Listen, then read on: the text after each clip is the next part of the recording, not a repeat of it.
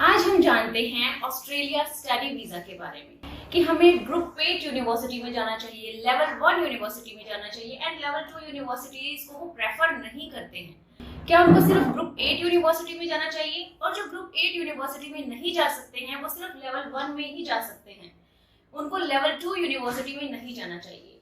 तो sir please. Hello everyone, I am Neha Sharma. First of all welcome to our channel. आज हमारे साथ फिर से हाजिर हुए हैं study visa mentor the Sandeep Khurana sir. Sandeep sir, first of all welcome to our channel. Thank you.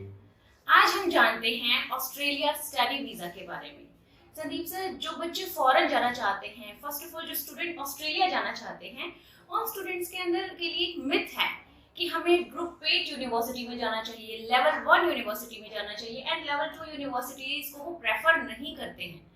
तो सबसे पहले मैं ये मिथ स्टूडेंट्स का क्लियर करना चाहती हूँ, क्या उनको सिर्फ ग्रुप 8 यूनिवर्सिटी में जाना चाहिए और जो ग्रुप 8 यूनिवर्सिटी में नहीं जा सकते हैं वो सिर्फ लेवल 1 में ही जा सकते हैं, उनको लेवल 2 यूनिवर्सिटी में नहीं जाना चाहिए। तो सर प्लीज बताएं इस बारे में। जी, फर्स्टली मैं मैम का थैंक्स करना चाहूंगा जिन्होंने फिर अपने पेज पे मुझे इनवाइट किया।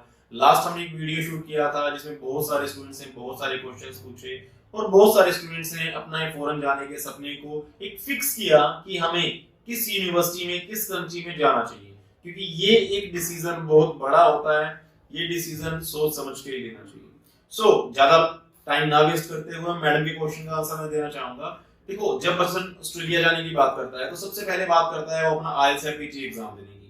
अगर उसके 6 ईच बेंच है, पीटी में वो 54 ओवरऑल ले चुका है, नॉट लेस देन 51, तो वो चूज करता है कि उसे G8 लेवल 1 में ही जाना चाहिए। पहली बात, G8 मींस एक ग्रुप 8 यूनिवर्सिटीज का एक ग्रुप होता है 8 यूनिवर्सिटीज का। इसमें university of Melbourne, university of Adelaide, ये हाई लेवल की यूनिवर्सिटीज आती हैं। लेवल 1 उससे नीचे की कैटेगरी है। हाई कमीशन ने यूनिवर्सिटीज कॉलेजेस को 3 कैटेगरीज में डिवाइड किया है। फर्स्ट G8, सेकंड लेवल 1 और थर्ड लेवल 2। जी हां, G8 में जो फीसेस आती हैं यूनिवर्सिटीज की वो बहुत हाई होते हैं, वीजा के सक्सेस रेट हाई होते हैं, क्योंकि वो यूनिवर्सिटीज ही जीटी क्लियर जब करते हैं। जीटी जो ऑफर लेटर के बाद का क्राइटेरिया होता है, जेन्युइन टेम्परेरी एंट्री। ये हर यूनिवर्सिटी को, हर कॉलेज को, चाहे वो लेवल 1 है, 2 है या G8 है, उसको क्लियर करना पड़ता है, जिसके अंदर आपके फाइनेंशियल डॉक्यूमेंट्स, आपके आधार कार्ड, आपके पैन कार्ड, आपका इनकम प्रूफ, ये सब डॉक्यूमेंट्स आपको यूनिवर्सिटी को देने पड़ते हैं। फिर वो एक मेल करते हैं आपको जिसमें लिखा जाता है your GT is approved, now you are eligible to pay fees. Group 8 के अंदर क्या होता है, मोस्टली एजेंट्स और स्टूडेंट्स होते हैं कि अगर इस यूनिवर्सिटी में हमारी जीटी क्लियर हो जाती है तो हमारे वीजा के चांसेस लगभग 100% हो जाएंगे, क्योंकि मोस्टली एजेंट्स कहते हैं, और ये हाई कमीशन की भी रिक्वायरमेंट है कि आपका कोई भी डॉक्यूमेंट हाई कमीशन में अपडेट करने की जरूरत नहीं रहती, चाहे वो आपके फाइनेंशियल्स हैं, चाहे वो आपके क्वालिफिकेशन डॉक्यूमेंट्स हैं। ओनली पासपोर्ट के ऊपर भी अपनी आप फाइल लॉन्च कर सकते हो, ओनली एसओपी और पासपोर्ट के ऊपर अपनी फाइल लॉन्च कर सकते हो। तो यही एक बड़ा रीजन है जो स्टूडेंट्स G8 में जाना चाहते हैं कि हमारे वीजा की सक्सेस रेट हाई रहेगी। दूसरा, अगर हम लेवल 1 की बात करते हैं, G8 और लेवल 1 की सबसे बड़ी चीज, एक तो जो जीटी क्राइटेरिया में टाइम लगता है, G8 में कम से कम अपना 45 डेज का टाइम यूनिवर्सिटीज लेती हैं। लेवल 1 की बात करें तो 15 to 30 डेज का टाइम वो जीटी क्लियर करने में लेती हैं। बट अगर हम फीसिस की बात करें तो अगर हम G8 की बात करें तो जो उसकी 6 मंथ की फीस आती है वो अराउंड $20,000 से $25,000 की आती है। बट आप 3 मंथ्स की फीस पे करके भी जा सकते हैं। बट जब अगर आप फीस कम पे करते हैं तो आपको फाइनेंशियल थोड़े हाई शो करने पड़ते हैं, क्योंकि आपको पता है 21041 जो आपका ऑस्ट्रेलियन का लिविंग कॉस्ट है, प्लस आपको 1 ईयर की फीस भी आपके फाइनेंशियल्स में शो करने पड़ते हैं, प्लस आपको OSSC overseas study health coverage भी आपका कवर करना पड़ता है, प्लस आपको अपनी टिकट का अमाउंट भी उसके अंदर काउंट करना पड़ता है फाइनेंशियल्स के अंदर। अगर हम लेवल 1 की बात करें तो 6 मंथ की फीस आपकी कंपलसरी होती है, जो कि अराउंड 12,000 से 15,000 $16,000 तक जाती है। तो एक फाइनेंशियली बहुत एक फैक्टर रहता है जो बच्चे G8 या लेवल 1 चूज करते हैं। G8 20% स्टूडेंट चूज करते हैं, 80% बच्चे जो होते हैं वो लेवल 1 के अंदर जाते हैं। अब बात करते हैं लेवल 2 की। लेवल 2 में फीसेस आपकी कम रहती हैं, आपका बजट कम है, एक मिडिल क्लास फैमिली का बच्चा भी लेवल 2 में अप्लाई कर सकता है। उसकी फीसेस जो रहती हैं वो 6 मंथ की अराउंड आप लेके चलिए $8,000 से लेके $14,000 तक रहती है। Means level 1 8,000 to 14,000, level 2 14,000 to 20,000, G8 20,000 to 25,000। तो ये एक डिफरेंस फीस का बहुत बड़ा होता है। दूसरा, जो लेवल 2 के अंदर हम डिमांड करते हैं, उनका एक प्रोसेस टाइम भी बहुत कम होता है। यहाँ आपको offer letter within 3 to 5 days में मिल जाता है लेवल 2 के अंदर। 10 डेज में आपकी जीटी क्लियर होती है, 15 डेज में अपनी फाइल लॉन्च करके।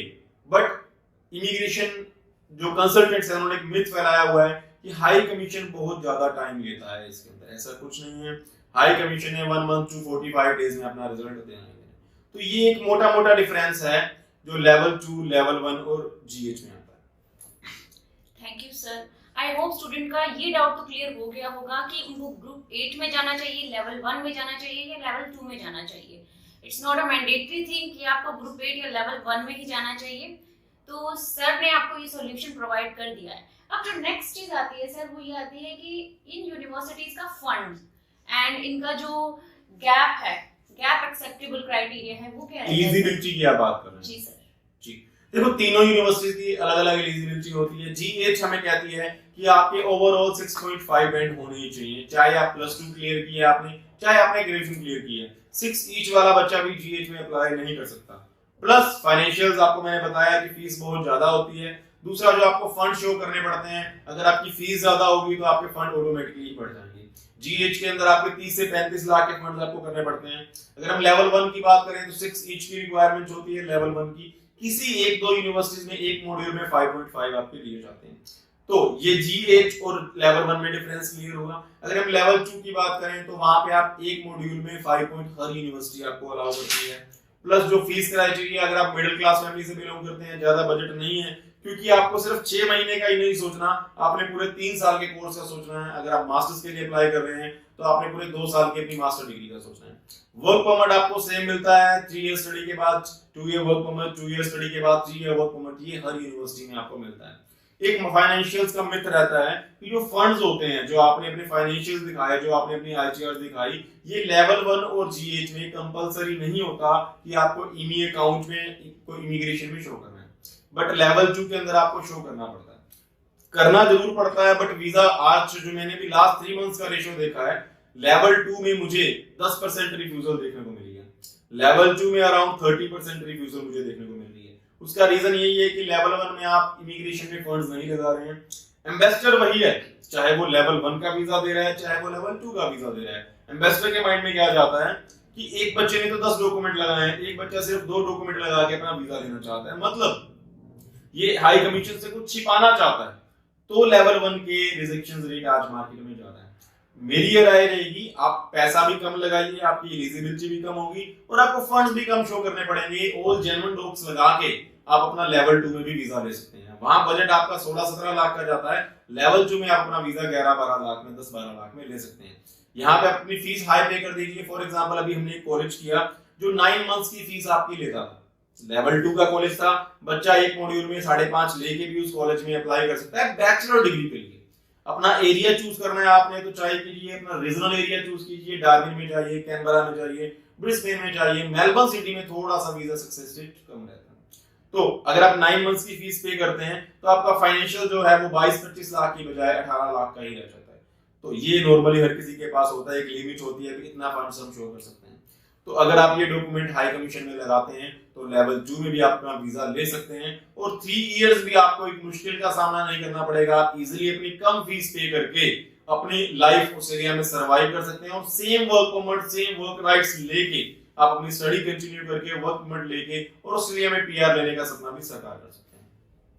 Thank you sir, thank you so much for answering the question. अब सर मैं ये जानना चाहती हूँ, जैसे आपने कहा कि लेवल 2 के अंदर भी वीजा सक्सेस रेट बहुत अच्छे हैं, तो कौन सी ऐसी लेवल 2 की यूनिवर्सिटी है जिसमें बच्चे अपना फ्यूचर बहुत ब्राइट कर सकते हैं? अगर हम बात करें रीजनल एरिया की, अगर हम बात करें मेलबर्न की, जहाँ पे बच्चे सबसे ज्यादा जाना चाहते हैं ऑस्ट्रेलिया में। देखो बहुत सारी यूनिवर्सिटीज हैं जो लेवल 2 में आती हैं, जैसे सीक्यू यूनिवर्सिटी, ठीक है जी, यूएसक्यू यूनिवर्सिटी है जो पहले लेवल 2 में थी, अब लेवल 1 में आ चुकी है। तो इन यूनिवर्सिटीज के मैंने आज तक वीजा रिजेक्ट होते नहीं देखे। उसका रीजन क्या है? क्योंकि ये ऑल डॉक्यूमेंट्स आपके ईमी अकाउंट्स में भी लगाते हैं, ऑल डॉक्यूमेंट्स हाई कमीशन को शो होते हैं, टाइम प्रोसेस भी बहुत कम लेती हैं। ऑफर लेटर आपको 7 to 10 डेज में प्रोवाइड कराती है, जीटी आपकी 15 to 20 डेज में क्लियर होती है। अगर आप जुलाई टी की फाइल लगाना चाहते हैं तो आपके पास मार्च एंड डेडलाइन है। बट अगर आप जीएच का प्रोसीड करेंगे तो वो प्रोसीड नहीं हो पाएगी, क्योंकि उनका क्राइटेरिया ही बहुत लंबा है, आपको डेफर पे डेफर मिलते जाएंगे और आप वीजा लेने में देरी का आपको एक सामना करना पड़ेगा।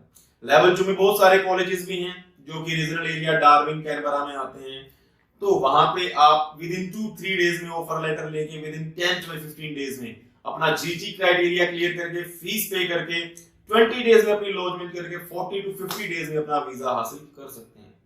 बट एक मिथ को ये दूर रखना पड़ेगा कि लेवल 1 में वीजा नहीं आता, लेवल 2 में वीजा आता है या नहीं आता। ये मिथ मार्केट में जो है, ऐसा नहीं है कि लेवल 2 यूनिवर्सिटीज और कॉलेज में वीजा नहीं आता। अगर वहां वीजाज नहीं आएंगे तो उन्होंने वो कॉलेजेस ओपन क्यों किए? हाई कमीशन ने उनको एक परमिशन क्यों दी कॉलेजेस चलाने की? वो कॉलेजेस बंद हो जाएंगे। अगर हम साउथ साइड की बात करें, वहां पे एजुकेटेड बच्चे हैं, वो अपना बजट भी देखते हैं और उन्होंने जेन्युइनली स्टडी करनी है। चाइना के स्टूडेंट्स हैं, वो लेवल 2 में जाते हैं, बहुत सारे बच्चे लेवल 2 में जाते हैं और कम फीस में अपनी स्टडी कंटिन्यू करके सेम फैसिलिटीज लेवल 1 के बराबर की देके अपना पीआर होने का सपना भी साकार करते हैं। जी सर, एग्जैक्टली। तो आई होप स्टूडेंट्स के जो डाउट्स हैं वो क्लियर हुए हैं कि हमें कौन सी यूनिवर्सिटी में जाना चाहिए, ग्रुप 8 में जाना चाहिए, लेवल 1 में जाना चाहिए और लेवल 2 में नहीं जाना चाहिए। इसके अलावा सर ने आपका ये भी डाउट क्लियर कर दिया है कि फाइनेंशियल्स क्या क्या चाहिए और हम कौन सी यूनिवर्सिटी में जा सकते हैं। तो सर बहुत से स्टूडेंट्स ऐसे हैं जिनकी ड्रीम कंट्री है ऑस्ट्रेलिया। सर मैं चाहती हूँ कि आप उनको कुछ मैसेज देना चाहेंगे, तो स्टूडेंट भी जाना चाहते हैं। जी हाँ, अगर आप ऑस्ट्रेलिया जाना चाहते हैं तो आपकी +2 2022 में कंप्लीट होनी चाहिए, आइल्स 6 बैंड होना चाहिए, ओवरऑल 6 में भी आप अप्लाई कर सकते हैं। फाइनेंशियल्स आपको 3 मंथ्स ओल्ड शो करने हैं। अगर आप लेवल 2 में अप्लाई करते हैं तो आपको ओल्ड शो करने की जरूरत नहीं है। बहुत सारी ऐसी चीजें हैं। अगर आप भी ऑस्ट्रेलिया जाना चाहते हो तो हमारे सोशल मीडिया चैनल्स को लाइक कीजिए, यूट्यूब पेज को सब्सक्राइब कीजिए और अपने क्वेश्चंस को नीचे लिखे नंबरों पर भेजिए। आंसर आपको मिलेगा और आप एक सही गाइडेंस के जरिए अपना और अपनी फैमिली का आपको फॉरेन पहुंचाने के सपने को साकार कर सकते हैं। Thank you sir, thank you so much for coming on our channel.